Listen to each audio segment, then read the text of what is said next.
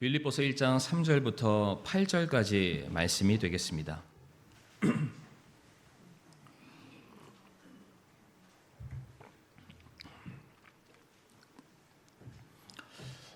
빌립보서 1장 3절에서 8절까지 말씀입니다. 내가 너희를 기억할 때마다 나의 하나님께 감사를 드리고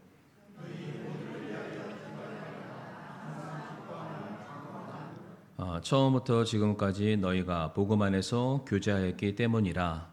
너희 안에서 선한 일을 시작하신 분께서 예수 그리스도의 날까지 그 일을 이루실 것 바로 이것을 나는 확신하노라. 내가 너희 모두에 대해 이같이 생각하는 것이 합당하니 이는 너희가 내 마음속에 있기 때문이라. 나의 결박당한 일과 복음을 변호하고 확증하는 일에서 너희는 다 나의 은혜에 참여한 자들이니라. 내가 예수 그리스도의 심정으로 너희 모두를 얼마나 많이 그리워하는지 하나님께서 내 증인이시니라. 아멘. 아버지 하나님 감사합니다. 오늘 이 아침 복된 주일을 맞이하여서 우리 사랑하는 성도들 또 예배의 자리로 불러주심을 감사를 드립니다. 저희가 더욱더 주님 오시는 그날을 손꼽아 기다리며 모이기를 힘쓰게 하여 주옵시고 함께 모였을 때에 서로 권면하고 위로하며 주님의 다시 오심을 소망할 수 있는 이 시대의 등불처럼 쓰임받는 그런 귀한 교회 되게 하여 주시옵소서. 예배의 시정을 온전히 주님의 손에 맡겨드리오며 사랑 많으신 우리 구주 예수님의 이름으로 기도를 드리옵니다. 아멘. 자리에 앉으시겠습니다. 오늘은 빌립보서 1장 3절부터 8절까지 말씀을 통해서 주님이 기억하시는 교제라는 주제로 함께 말씀을 나누기를 원합니다. 제가 가능하면 이제 매월 초는 저희들 원래의 친교 모임을 갖는 시간입니다. 그래서 그 모임에 좀 걸맞는 주제의 말씀을 성도님들에게 이제 나눠 드리고자 하는데 특별히 좀 이제 설교 말씀과는 조금 상관없는 내용이기도 하지만 원래의 모임 자체를 우리 성도님들이 조금 더 유용하게 좀 사용해 주시면 감사하겠습니다. 저희가 불갑을 오후 예배 시간까지 할애하면서 그 시간을 성도님한테 드렸던 것은 시대의 변화와 흐름 때문만은 아닙니다. 예전 같았으면은 뭐 언제든지 우리가 함께 교회에 모여서 아침이든 점심이든 저녁이든 함께 모여서 정말로 왁자지껄하면서 모였던 그러한 때가 있었지만 요즘은 저희들이 시대가 좀 바뀌다 보니까 다들 일하시고 뭐 다들 바쁘시고 주말에도 다들 스케줄들이 많아서 모이는 것들이 쉽지 않은 그런 시대에 그래도 어떻게 하면은 성도님들이 교회에서 말씀 듣는 것뿐만 아니라 우리가 서로의 삶을 돌아보면서 교제를 할 수 있을까? 그러한 부분들이 좀 주안점을 두기 위해서 원래의 모임을 추가적으로 이렇게 시간을 좀 할애하게 됐습니다. 그래서 저희들이 물론 매주마다 성도님들 모여서 교제하시겠지만 특별히 교제만을 위해서 따로 떼어져 있는 이 시간 더욱더 모여주시기를 바라고 함께 모여서 오늘 이제 주제에 대한 말씀을 기억하시면서 정말로 주님이 기억하실 만한 교제 서로의 삶을 깊이 돌아보며 사랑으로 충만한 그런 교제를 나눌 수 있는 우리 교회의 모든 성도님들이 될 수 있으면 좋겠고요. 오늘이 이제 그 날이니까 가능한 한 모이셔서 교제에 힘써 주시면 감사하겠습니다. 이때는 아멘 하셔야 됩니다.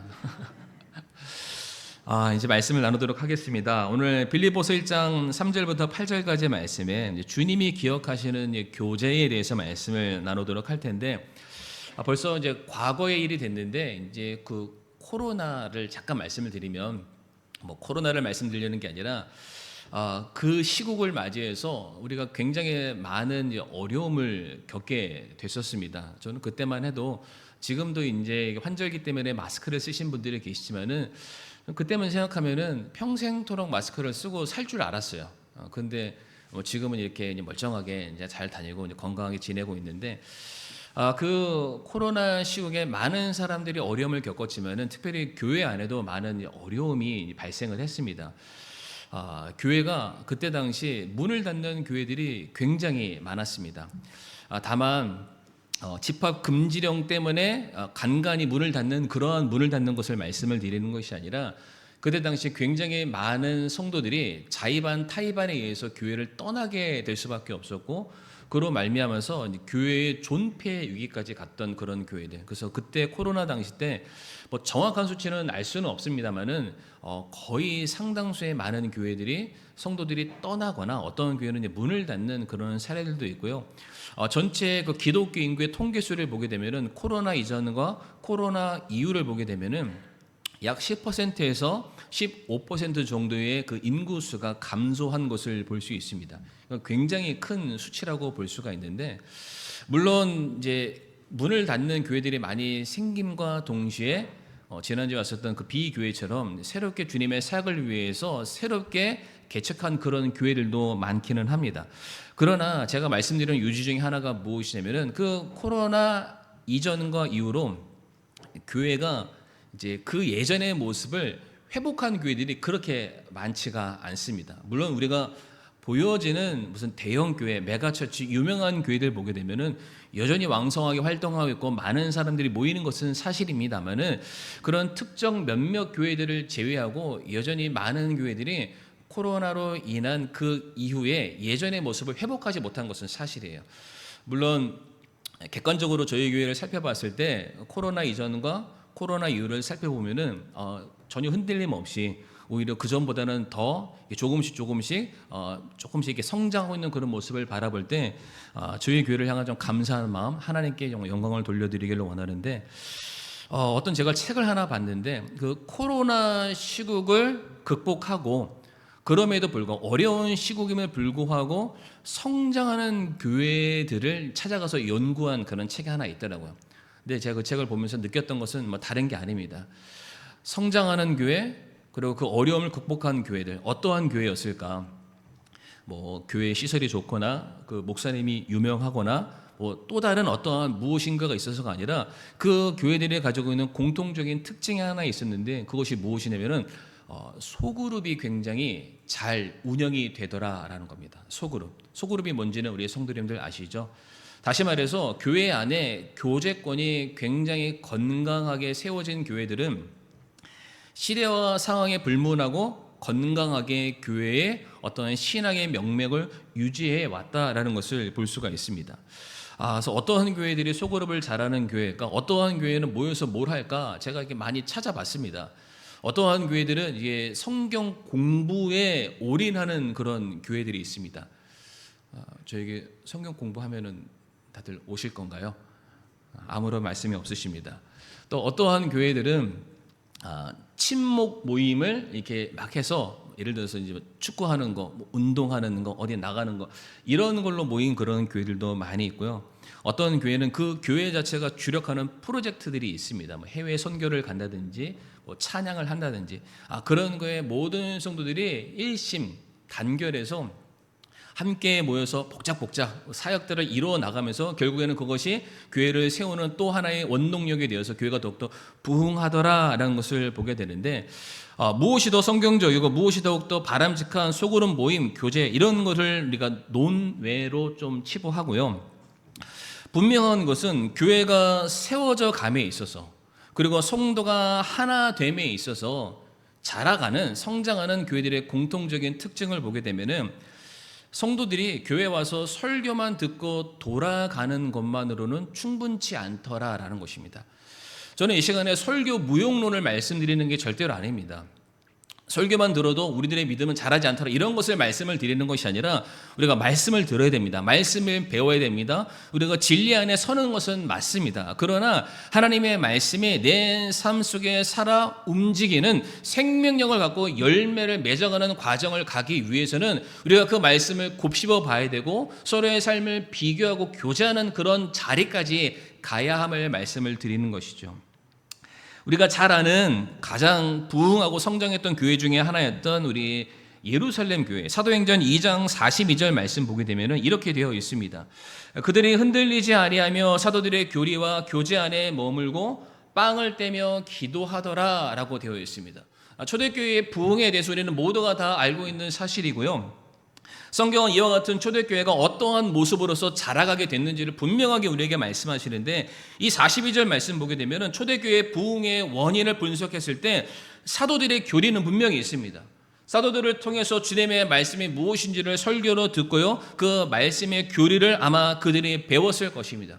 그러나 그걸로는 전부가 아니라고 성경이 말하고 있죠. 특별히 사도들의 교리와 교제 아니라고 말하고 있죠. 그러니까 교리와 교제가 함께 병행을 하고 있습니다. 설교만 듣는 공동체가 아니라 정말로 하나님의 말씀이 그러한가 서로 돌아보고 함께 말씀을 공유하고 그 말씀으로 서로들의 삶을 체크하는 그런 삶을 공유하는 공동체, 바로 그러한 교회가 부흥하는 교회였더라라는 것을 우리가 알 수가 있습니다. 다시 말해서 말씀 듣는 것도 너무 중요합니다. 이 예배의 자리에 앉아 있는 것도 너무 중요하죠. 그러나 그 말씀이 실제 우리들의 삶에 적용이 되고요. 그 말씀이 열매를 맺어갈 수 있도록 같은 믿음 안에 있는 형제 자매들이 서로를 돌아보고 교제하고 나누는 이와 같은 과정들이 우리들의 믿음을 더욱더 건강하게 세워져 갈 수 있다는 것입니다. 그런 차원에서 말씀 듣는 것도 너무 중요하지만 우리가 그 말씀 가지고 교제하는 것 못지않게 중요하다라는 것을 말씀을 드리면서요. 오늘 보면 빌립보서 1장 3절부터 8절까지의 말씀을 통해서 많은 것을 성도님들과 나누고 싶지만은 대표적으로 두 가지. 주님께서 보시는 합당한 교제의 모습. 정말로 설교의 제목처럼 주님께서 기억하시는 교제의 모습, 그 안에는 어떠한 것이 담겨져 있어요. 그러니까 우리가 그것을 좀 살펴보면서 이와 같은 교제의 모습이 우리 반석교회 안에서도 똑같이 나타나기를 바라고요. 그런 교제의 모습을 통해서 우리 교회가 더욱더 건강히 세워지기를 간절히 소원을 합니다. 그래서 첫 번째로 우리가 함께 나눌 주제가 무엇이냐면은 기억에 남을 사랑을 실천해야 됩니다. 따라해 볼까요? 기억에 남을 사랑을 실천해야 합니다. 다시 말해서 우리가 나누는 교제 안에 그냥 서로가 말을 주고받고 섞는 것 그걸로 끝나는 교제가 아니라 그 안에 정말로 기억에 남을 만한 어떤 사랑의 메시지, 사랑의 모습이 반드시 발견되어야 되고 반드시 나타나야만 한다는 것이죠. 오늘 보면 3절 말씀 보게 되면은 사도 바울이 이렇게 기록하고 있습니다. 내가 너희를 기억할 때마다 나의 하나님께 감사를 드리고 라고 되어 있어요. 그러니까 내가 너희를 기억할 때마다 사도 바울이 빌립보 교회 성도들을 기억할 때마다 생각할 때마다 하나님께 감사를 드린다. 다시 말해 바울에게 있어서 항상 생각나고 항상 고맙고 항상 감사해서 한시도 그의 머릿속에서 지울 수 없는 대상이 있는데 그 대상이 빌립보 교회 성도였다라고 말합니다. 그러니까 그 사람을 생각하면 고마운 거예요. 이 말씀도 보게 되면 기억할 때마다입니다. 때마다. 한 번은 좋을 수 있습니다. 가끔 좋을 수 있는데 그런 사람들 많이 있잖아요. 그런데 빌립보 교회 성도들은 빌립보라는 이름이 들을 때마다 어떠한 상황에서 그들이 생각날 때마다 맞아. 그들이 나한테 너무나도 고마운 사람이었어. 그들이 나에게서 너무나도 유익한 사람들이었어. 내 영혼을 시원케 해주는 그런 사람들이었어 라는 생각이 바울이 빌립보 교회를 생각할 때마다 그렇게 들었다라는 거예요. 혹시 성도님들 이런 분들 계시나요? 나는 누구를 생각할 때마다 늘 고마운 사람. 물론 우리 밖에도 그런 사람들이 있겠지만 우리 성도님들 전후 저후 딱 보시면서 여기 안에 있는 우리 반석교회의 성도 상호간에 나는 그 사람을 생각할 때마다 나 너무 고마워. 너무 감사해. 이놈의 원수 이런 거 말고요. 너무 고맙고 너무 감사한 사람들. 자, 왜 바울이 빌립보 교회의 성도들을 볼 때마다 기억할 때마다 하나님께 감사했을까? 그 이유를 우리가 찾아봐야 될 텐데 같은 빌립보서 4장 말씀을 보겠습니다. 빌립보서 4장 10절 말씀. 이 말씀에 보게 되면 사도 바울이 왜 그들을 향해서 고마운 마음을 가질 수밖에 없는지 이유가 나오는데요. 그러나 내가 주를 크게 기뻐한 것은 너희가 나를 돌보려는 것이 이제 마침내 다시 활기를 띠었기 때문이니 빌립보 교회의 성도들이 바울을 돌보는 일에 활기를 띠었다라고 말하고 있습니다. 너희가 또한 그것을 위하여 마음은 간절하였으나 기회가 없었느니라. 제가 간단하게 설명드리겠습니다. 왜 바울이 이런 말을 남겼는지.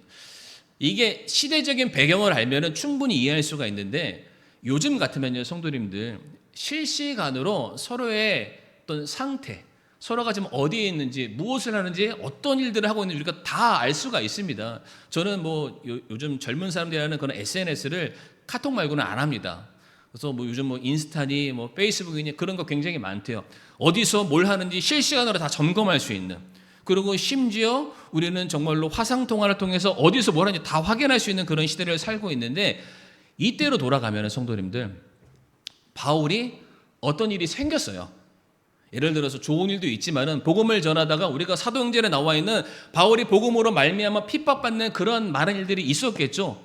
그 일들을 누군가는 빌립보 교회를 포함해서 아시아 지역에 있는 모든 교회들에게 사도 바울에 대한 소식을 전하러 왔을 거라는 겁니다. 자, 그러면 얼마나 시간이 흘렀을까요? 어디는 며칠, 어디는 수주, 어디는 몇 개월이 지나서야만 그 소식을 전달을 받을 수가 있습니다. 마찬가지로 내가 사도 바울의 소식을 듣거나 사도 바울을 도와주고 싶어도 지금 사도 바울이 빌립보라는 지역에 있는지, 에베소라는 지역에 있는지, 사대라는 지역에 있는지 알 길이 없습니다. 왜? 정보가 실시간으로 주고받을 수 없는 상황이니까. 그래서 빌립보 교회 성도들이 바울을 도와주고 싶었는데 도와줄 길이 없는 거예요. 마음은 준비되어 있는데 사도 바울을 도와줄 수 있는 그런 직접적인 루트가 없으니까 항상 마음속에 절절 끓는 그런 마음이 있었는데, 드디어 그 활로가 열렸을 때 빌립보 교회의 성도들이 그들의 마음속에 담고 있는 바울을 향한 사랑을 쏟아내기 시작했다라는 말이 이 4장 10절의 말씀이 되겠습니다.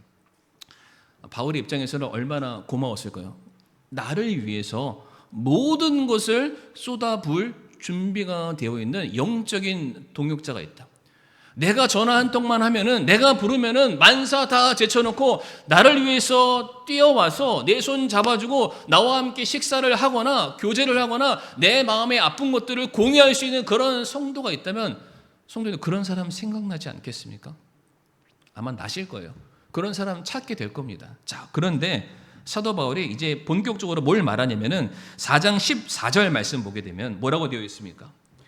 그럼에도 불구하고 너희가 나의 고난을 함께 나누었다라고 되어 있습니다.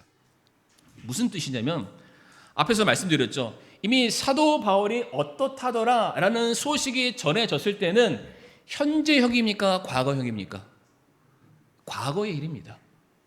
그러니까 이 사실을 딱 듣고 나서 그래, 바울에게 그런 일이 있었었대 라고 치부하고 끝날 수 있는 일입니다. 아니, 내가 도와주고 싶은데 이미 그 일들이 내가 들어보니까 2개월 전 일이라면서 그걸 우리가 뭐 이제 어떻게 하라고. 그러니까 사람들이 바울의 소식을 들었지만은 우리가 지금 그를 도와준다 한들 대체 무슨 도움이 되겠냐? 어차피 다 끝난 일이야. 마치 남의 일처럼 여기면서 그냥 지나치는 사람들이 많이 있었다라는 거예요. 그런데 빌립보 교회를 향해서 바울이 뭐라고 말하냐면, 그럼에도 불구하고 너희가 나의 고난에 함께 나누었으니 잘하였도다라고 말하고 있습니다.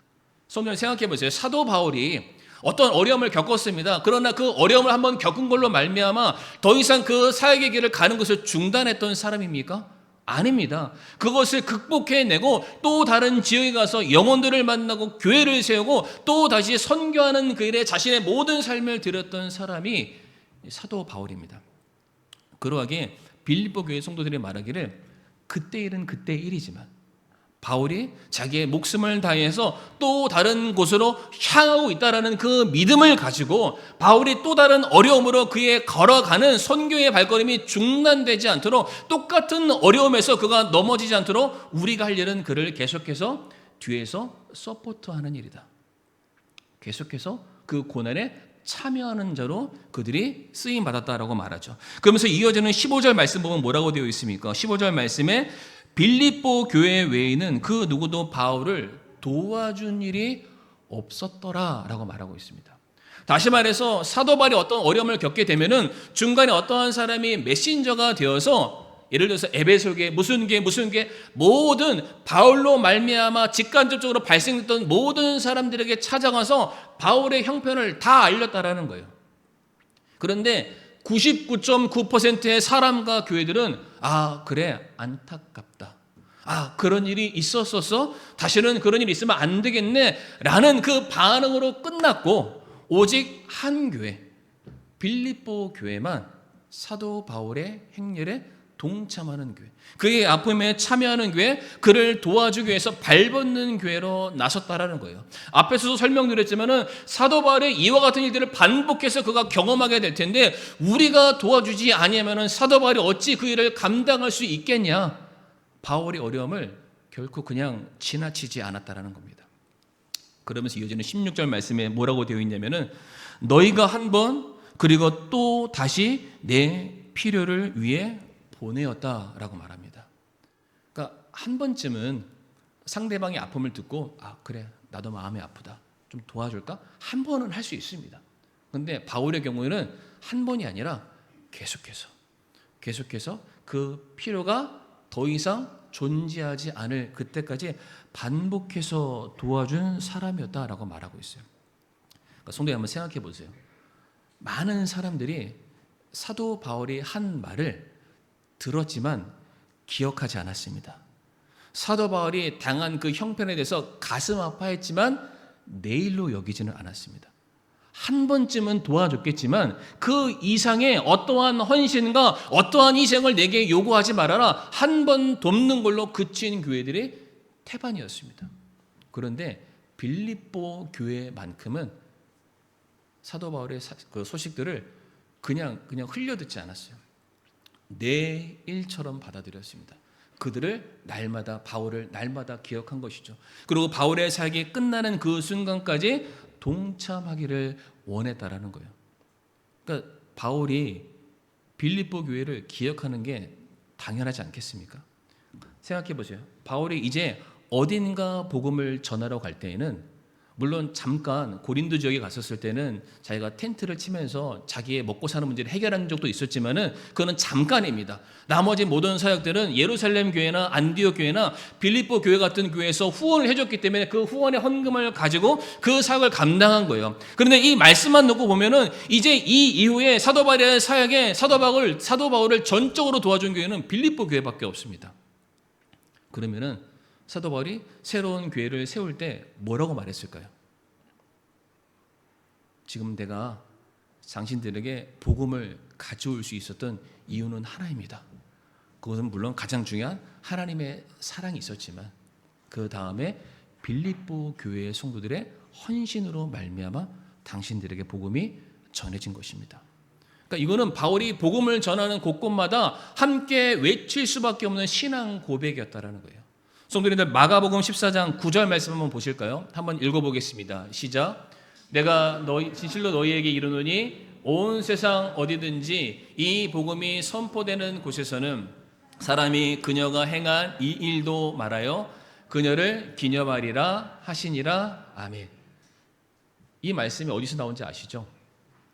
이 말씀이 그러니까 한 여인이 예수님의 그 십자가의 그 구속의 죽으심 앞에 자신이 가지고 있는 그 나드 옥합, 향유 옥합을 깨트리고 자기의 머리카락으로 예수님의 발을 막 닦죠. 주변에 있는 사람들, 그 값비싼 거를 왜 깨냐 이런 가치 계산으로만 봤지만은 이 여인은 자신의 모든 것을 예수님의 죽으심 장례를 기념하는 십자가의 구속의 사역을 완성하는 그 일에 그 여인이 헌신을 하게 됩니다. 그럴 때 주님이 말씀하시는 거예요. 내가 복음을 전하는 곳마다 그 여인의 행한 모든 일들이 기념되리라, 기억되리라 라고 말씀하시는 거예요. 그러니까 주님도 말씀을 전할 때마다 주님의 말씀을 전하시지만은 한 여인의 헌신을 똑같이 말해주는 거죠. 그러니까 사도 바울도 마찬가지였던 거예요. 복음을 전하는 그 자리에 하나님의 사랑과 빌립보 교회의 헌신과 희생을 똑같이 말할 수밖에 없었다. 그러하게 바울은 빌립보 교회의 성도들을 잊어버릴래야 잊어버릴 수가 없었다라는 겁니다. 왜? 그들의 사랑이 사도 바울의 기억 속에 각인될 수밖에 없었기 때문이죠. 성도님들, 올해 우리 교회 표 중심 구절 핵심 말씀 어딘지 아십니까? 표 말씀. 일단 저만 아는 걸로 알겠습니다. 사도행전 2장 47절 말씀. 제가 암송하라고는 말씀 안 드릴게요. 근데 그 말씀 보게 되면 하나님을 찬양하며 온 백성에게 호감을 얻으니 주께서 구원받아야 될 자들을 날마다 교회에 더하시니라 라고 되어 있습니다. 저는 이 말씀에서 호감이라는 걸 좀 말씀드리고 싶어요. 호감을 다른 말로 표현하면요, 감동으로 바꿀 수 있습니다. 다시 말해서 하나님을 찬양하며 온 백성에게 감동을 줘서 호감을 얻은 거예요. 감동. 제가 어떤 책에서 본 문구인데, 감동은 뭐냐? 감동은 디테일에 있다라고 되어 있습니다. 제가 뭐라고 얘기했죠? 감동은 디테일에 있다. 그러니까 뭐 대단한 게 사람에게 감동을 주는 게 아닙니다. 감동은요, 소소하지만은 디테일한 게 있는 거예요. 그러니까 예를 들어서 제가 누군가에게 선물을 줬을 때 이 조그마한 선물 하나 그냥 딸랑 줄 수도 있습니다. 그러나 그 조그마한 선물에 제가 만약에 손편지를 쓴다고 생각해 보세요. 돈도 들지 않습니다. 손편지를 쓰는 거예요. 그러면서 구구절절한 내용을 딱 쓰면서 조그마한 선물에 손편지를 껴서 딱 주면은, 이 조그만 쿠키라고 얘기했을 때, 쿠키라고 했을 때 이게 1,000원짜리밖에 안 되지만 이 쿠키와 손편지가 결합되면은 이 가치가 어떻게 될까요? 제가 쓴 거라니까요. 제가 손편지를 썼습니다. 쿠키 1,000원짜리 드리는 거예요. 가치가 얼마가 될까요? 2,000원밖에 안 되나요? 가치가 어마어마하게 늘어나는 거예요. 그러니까 감동은 디테일에 있다. 그러니까 오늘 빌립보 교회가 바울에게 했던 것만 보시면 됩니다. 빌립보 교회가 사도 바울에게 다른 교회보다 10배를 더 헌금했다라 이런 얘기 없습니다. 그들은 바울의 이야기를 결코 그냥 흘려들었지 않습니다. 그리고 바울의 현 상황들을 그들이 기억했습니다. 그리고 그들의 필요를 위해서 그들이 할 수 있는 한 하나 더 한 거예요. 남들은 한 번 하고 그만뒀잖아요. 근데 빌립보 교회는 남들이 한 번 하는 거 그들은 2번 했습니다. 남들이 2번 하면은 3번 하는, 하나 더 하는 그 디테일의 차이에서 사도 바울이 빌립보 교회를 기억할 수밖에 없었다. 생각해 보세요. 사도 바울을 도왔던 교회가 빌립보 교회만 있었을까요? 그러지는 않겠죠. 그러나 바울이 기억할 수밖에 없는 디테일의 차이에서 사도 바울은 빌립보 교회를 생각할 때마다 하나님께 감사를 드릴 수밖에 없었다. 성도님들, 우리가 교제 나눌 때 그냥 말로 얼마든지 할 수 있습니다. 그러나 그 말 위에 우리가 사랑이 더해지기를 원합니다. 정말로 이 사람을 향해서 우리가 정말로 사랑하는 그 마음이 그 사람의 실제 그 손에, 그 마음에, 그 눈에 우리가 담겨질 수 있기를 원합니다. 그래야 기억할 수 있어요. 그래야 우리를 생각할 때마다 하나님께 감사할 수 있는, 정말로 기억에 남을 만한 교제가 될 수 있을 거라 저는 그렇게 확신을 합니다. 그래서 우리 사랑하는 성도님들 함께 모여서 교제할 때 그냥 다만 몇 마디의 말로서 교제를 끝내지 마시고, 내가 정말로 이 상대방을 사랑한다면 그 사랑의 마음이 전달될 수 있도록, 기억에 남을 수 있도록 사랑을 실천할 수 있는 저와 성도님들이 되시기를 바라겠습니다. 두 번째로, 이 빌립보 교회의 성도들의 교제를 보게 되면은 그들의 교제의 핵심 안에는 복음이 담겨져 있었다라는 것이죠. 복음이 담겨져 있다. 5절 말씀 보게 되면 첫날부터 지금까지 너희가 복음 안에서 교제하였기 때문이라 라고 말하고 있습니다. 물론 여기서 말하는 것은 사도 바울과 빌립보 교회 사이의 교제를 말하기도 하고요, 혹은 빌립보 교회 성도들 사이 안에서의 교제를 말하기도 합니다. 그러니까 성도들이 함께 모여서 교제를 했어요. 바울이 됐던 자기네 교회 성도들이 됐던 교제를 했는데 그 교제의 연결고리는 혈연이 아니었습니다. 학연이 아니었습니다. 지연이 아니었습니다. 뭐였냐면은 복음 때문에 함께 모여서 그들이 교제를 나눴다라고 말하고 있어요. 우리도 흔히 우리 성도님들 모여서 우리가 교제했습니다라고 말하면은 뭘 교제했다고 말하나요? 잠깐 만나서 차 한잔한 거를 교제했다라고 말하고요. 그보다 조금 더 정성을 들이신 분은 우리가 식사 한 끼 했습니다라는 것을 교제했다라고 말합니다. 그러면 가서 무슨 교제를 나눴습니까? 라고 여쭤보면은 서로의 일상을 교제했습니다. 서로의 관심사를 교제했습니다. 이렇게 하면 안 되는데 우리는 누구를 헐뜯는 일에 교제했습니다. 헐뜯는 게 참 재밌거든요. 시간 가는 줄을 모르고 남 험담하는 것만큼 시간 가는 그런 재밌는 것도 없습니다만, 그런 거 해놓고서도 그냥 같이 시간을 보냈으니까 교제했습니다 라고 치부하는 경우들이 많이 있습니다. 그러나 성경에서 말하는 이 교제는 그 의미가 좀 다릅니다. 앞에서 말하는 교제는 그냥 세상에서 할 수 있는 그런 교제를 의미한다면 성경이 우리에게 말하는 교제는 좀 의미가 다른데, 오늘 본문에 나와 있는 그들이 교제했다라는 그 말씀을 살펴보게 되면은 그 어원이 참 신기한데, 어원이 뭐냐면은 같은 일에 종사하는 동업자들 간의 대화가 교제라고 되어 있습니다. 제가 뭐라고 말씀드렸죠? 같은 일에 종사하는 동업자들끼리 서로 나누는 대화가 성경에서 말하는 교제라고 되어 있어요. 다시 말해 친구 사이에 나누는 일상적인 대화가 교제가 아니라 어떤 일을 함에 있어서 함께 책임을 나눈 두 사람이 공공의 이익을 추구하기 위해서 가장 합리적인 방법을 찾아가는 대화를 교제라고 말하고 있어요. 그러니까 생각해 보세요. 같은 목적과 같은 비전과 같은 꿈을 가지고 있는 사람이 함께 모였습니다. 서로가 상호 의존적이 될 수밖에 없어요. 왜? 나 혼자로서는 이 비전과 이 목적을 성취하는 데는 부족함이 있으니까 반드시 옆에 있는 사람이 필요합니다. 그러하기에 그 사람과 함께 모였을 때는 결코 그 안에는 질투나 시기나 경쟁이나 다툼이나 깔봄이나 수근수근하는 이런 것들은 절대로 존재할 수 없습니다. 그런 게 있는 이상 갈라지고 분열될 수밖에 없기 때문이죠. 그러니까 이와 같은 교제 안에서는 어떠한 것만 발견할 수 있냐면 서로의 고충을 위로하고요, 격려하는 그런 교제가 될 수밖에 없다는 것이죠. 우리 성도님들 이와 같은 교제를 나누고 계십니까? 그런데 오늘 말씀을 잘 보게 되면은 성도들이 교제했대요. 그냥 잡담 나누는 그런 교제가 아니라 어떻게 하면 우리의 공공의 목적을 잘 세워갈까라는 목적을 가지고 모였는데, 그들이 모였던 그 교제의 포커스가 복음에 있다라고 말하고 있습니다. 복음. 성도님들, 복음이 무엇입니까? 복음. 복음의 주체가 무엇입니까? 예수 그리스도시잖아요. 그러니까 주님의 이름으로 성도들이 모인 거예요. 그러면 함께 모여서 주님이라는 그 이름을 우리가 온전히 더 드높이기 위해서, 그분께 받은 영광을 우리가 다시 한번 되씹기 위해서 그들이 모여서 한 이야기가 대체 무엇이겠습니까? 내 자랑할까요? 세상 흘러가는 그런 이야기를 나눌까요? 절대로 그럴 수 없습니다. 그건 공공의 이익이 아닙니다. 그냥 나 잘난 말씀, 내가 하고 싶은 얘기만 하는 거죠. 그거를 성경은 절대로 교제라고 말하지 않습니다. 함께 모여서 하나 달성해야 될 분명한 목적이 있다라는 거예요. 근데 그 목적의 중심에는 복음이라는 게 있습니다.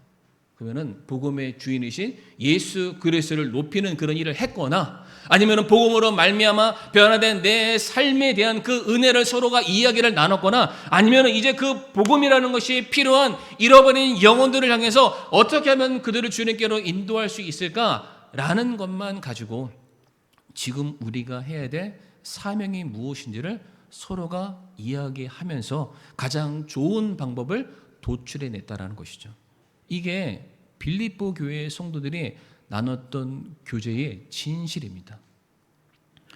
그냥 모여서 차 한잔하는 거, 밥 먹는 거, 제가 이게 나쁘다라고 말씀드리는 게 절대로 아닙니다. 그러나 우리가 그것만 하고 돌아가면은요, 우리가 세상과 다를 바가 무엇이 있겠습니까? 그 교제의 중심에 예수 그리스도가 존재하지 않는다면, 그 복음으로 말미암아 서로의 믿음을 세워줄 수 없는 그런 모습들이 있다면, 우리가 함께 나누는 교제를 통해서 잃어버린 자를 주님께로 인도할 수 있는 그런 내용들의 컨텐츠들이 그 안에 담겨져 있지 않다면, 대체 우리가 굳이 이 주일날 서로 피곤해서 더 자고 싶은데 그걸 무릅쓰면서 이곳까지 와서 대체 나눠야 될 이 얘기가 무엇이라는 말입니까? 이러한 교제가 있었기 때문에 빌립보 교회 모든 성도들이 바울과 같은 주님의 일꾼을 돕는 일에 기꺼이 참여할 수 있었다라는 것을 우리 성도님들 꼭 기억하셨으면 좋겠습니다. 그래서 동역을 하기 위해서는 서로가 공공의 이익을 실천해야 되는데, 그 일을 위해서는 서로가 책임을 절대로 전가하지 않습니다. 왜? 공공의 이익은 곧 나의 이익이잖아요. 그러니까 서로가 십시일반 자신의 것을 드리는, 우리가 복음은 공짜로 받았지만 우리가 살아가는 것은 이제 앞으로 은혜를 갚아가는 삶을 살아야 되기 때문에 서로가 그 일들을 위해서 자신의 것을 드리는 삶, 헌신하는 삶, 내어놓는 삶을 살게 되었죠. 그래서 실제로 우리가 초대교회를 보게 되면은 그 예루살렘 교회가 모든 성도들이 자신의 것들을 기꺼이 내어 놓았다라고 말하고 있습니다. 어찌 보면은 그것이 그 교회가 그렇게 부흥할 수 있는 또 하나의 성공의 원동력, 발판이었다는 것을 우리는 절대로 무시할 수가 없습니다. 히브리서 10장 24절과 25절 말씀 읽으면서 말씀을 이제 마무리하도록 하겠습니다. 히브리서 10장 24절과 25절 말씀 같이 읽겠습니다. 시작. 서로를 살펴보아 사랑과 선한 행위에 이르도록 격려하되 어떤 사람들의 습관과 같이 우리의 함께 모이는 일을 폐하지 말고 서로 권면하여 그날이 다가옴을 너희가 볼수록 더욱 그리하자. 아멘. 25절 말씀을 보게 되면은 그날이 다가옴을 너희가 볼수록 그리하자. 그 날이라는 것은 단순히 날수를 세는 것이 아니라 그날은 언제를 말합니까? 주님이 오시는 날을 말하죠. 주님이라는 포커스를 바라보면서 그 날을 준비하는 성도들의 모임이 교회이고요. 그 성도들이 함께 나누는 게 교제라는 겁니다. 우리는 이것을 너무 잊고 살아가요. 주님이 다시 오시는 그 날들이 정말로 긴급하게 다가오고 있습니다. 성도님들. 성경 말씀 보면은 때와 시와 돌아가는 상황들을 보게 되면은 너희들이 마지막 때가 언제인지를 알 수 있다라고 말하고 있습니다. 근데 우리는 그 상황들과 사건들과 시간들을 살펴보면서 주님이 다가오심을 인식하고 두려움으로 살기보다는 어떻게 하면 이 땅에서 더 잘 먹고 더 잘 살까 이것만을 고민하고 있다면 그건 주님께서 기뻐하시는 교회의 모습이 절대로 될 수가 없습니다. 그렇다고 거기에만 매몰되어서 아무것도 안 하고 주님이 오신 날을 방구석에서 기다리자 이런 건 절대로 아니겠죠. 그러나 우리가 함께 교제했을 때 정말로 내가 이 땅에서 살아가는 내 삶의 진정한 목적이 어디에 달려있는지를 내가 세상 사람이 아니라 구원받은 하나님의 자녀라면 그 교제 자체가 성도님들 달라야 하지 않겠습니까? 그거를 말씀드리고 싶은 겁니다. 그래서 서로를 살펴보아 사랑과 선한 행위에 이르도록 격려하는 거죠. 그러니까 도와주는 거예요. 듣는 걸로 끝나는 것이 아니라 실제로 살펴본다는 것은 그 가정 안으로 들어가, 그 사람의 삶의 안으로 들어가서 그 사람의 사랑받음을 느끼게 해주고 그 사람의 선한 행위에 이르도록 도와주는 것이 진정한 교제다라고 말합니다. 자, 이것만 말씀드리고 마칠 텐데 이제 1월, 2월 달 우리 교회 신방 주간이었잖아요. 이제 신방을 이렇게 합니다. 그러면은 성도님들이 한결같이 하시는 말씀이 뭐냐면은 아 옛날이요를 얘기하십니다. 아 옛날이요. 무슨 얘기일까요? 옛날이 좋았다라는 거예요. 옛날에 우리 교회가 그렇게 좋았대요. 옛날에 우리 교회가 그렇게 좋았다고 얘기하면은 시설로 보면 지금 훨씬 더 좋죠. 근데 그 좋았다고 말하는 게 뭐냐면은 옛날에는 그렇게 성도들이랑 교제가 그렇게 좋았대요. 저는 모르겠어요. 본 적이 없어서. 본 적이 없다는 게 이제 성도님들의 그 가정을 안 돌아봐서 제가 잘 모르겠어요. 말씀을 딱 들어보면 요지는 그렇습니다. 옛날에는 집을 막 쳐들어갔대요. 집을 막 쳐들어갔대요. 요즘에는 누가 온다 하면은 정리도 하고 삐까뻔쩍하게 음식도 막 다 차려놓고 막 그렇게 해서 이제 받잖아요. 근데 옛날에는 그런 거 어때요? 그냥 집에 딱 들어가면은 이불은 쫙 깔려 있고 뭐 식탁에는 전혀 치우지도 않고 화장도 아무것도 안 돼 있는데 그냥 다짜고짜 그 자매 집에 찾아가서 문 열고 들어가서 안방에서 차 한잔 마시면서 몇 시간 있다가 집에서 먹던 반찬 남는 거 먹다가 그냥 돌아오는 게 그때는 그게 신방이었다라고 말합니다. 저만 얘기하나요? 지금 다들 아무것도 아닌 것처럼 저를 보고 계시는데 그때는 진짜 그 성도의 삶을 들어가서 어떻게 살았는지 그 봤다라는 거. 심지어 어떤 분들은 그냥 갑자기 그 자매가 생각났대요. 휴가를 내고 그냥 갑자기 찾아가는 거예요. 그래서 자매 힘들지? 어렵지? 나랑 밥 먹으러 가자. 나랑 차 한잔 하자. 이런 분들도 계신다라는 거예요. 근데 요즘은 그런 거를 보기가 좀 힘듭니다. 그러니까 이게 꼭 제가 성도님들 신방하는 걸 떠나서 성도 상원에 그 사랑하는 마음은 있는데 그 사랑을 어떻게 내 삶으로 보여줄지를 요즘은 망설이고 계시지 실제로 하시는 분들이 없으신 거예요. 그래서 다들 하시는 말씀이 뭐냐면은 아 옛날이요. 옛날이 좋았대요. 요즘은 좋으면 안 되나요? 앞으로 좋으면 안 되나요? 그러려면 저희 찾아가야 돼요. 만나야 되고 삶을 나누는데 그만큼 내가 오픈도 해야 되겠죠. 정말로 그러한 교제가 우리 교회 안에 넘쳐날 수만 있다면 우리 반석교회 부흥하지 말래야 부흥하지 않을 수가 없습니다. 성도님들, 정말 우리가 제가 가끔 기도나 설교 가운데 이 세상의 빛과 소금에 대해서 영향력을 끼치는 그런 교회가 됐으면 좋겠습니다, 이런 얘기를 하는데, 그러려면은 우리 안에서부터 잘 돼야 됩니다. 우리 안에서부터 서로 사랑이 넘쳐야 되고요, 서로 간의 확신과 서로에 대한 분명한 어떤 믿음과 서로에 대한 관계의 친밀감이 정말로 하나로 꽁꽁 뭉쳐져 있어야만 그것이 흘러 넘치는 걸 가지고 우리가 주변을 바꿀 수 있고 세상에 영향을 끼칠 수가 있습니다. 우리도 아직 하나가 못 됐는데 무슨 힘을 가지고 우리가 세상을 바꿀 수가 있겠습니까? 그 일을 하는 데 있어서 많은 것을 요구하는 게 절대로 아닙니다. 오늘 빌립보 교회가 바울에게 했던 것만 기억하시면 됩니다. 뭘 들었으면 잊지 마세요. 남의 일처럼 여기지 마세요.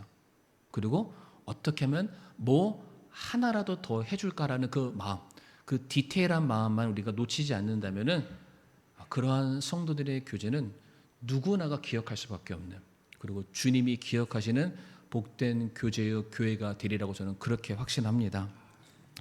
히브리서 6장 10절 말씀 읽고 마치겠습니다. 하나님은 불의하지 아니하사 자신의 이름을 위해 너희가 보여준 너희의 행위와 사랑의 수고 곧 너희가 성도들을 섬겨온 것과 또 섬기고 있는 것을 잊지 아니하시느니라. 아멘. 이 시간 함께 자리에 일어나서 오늘 반주가 나오기 전에 먼저 잠깐 우리가 머리 숙여 기도하는 시간을 갖도록 하겠습니다. 오늘 주님께서 기억하시는 교제, 다른 것이 아니었죠.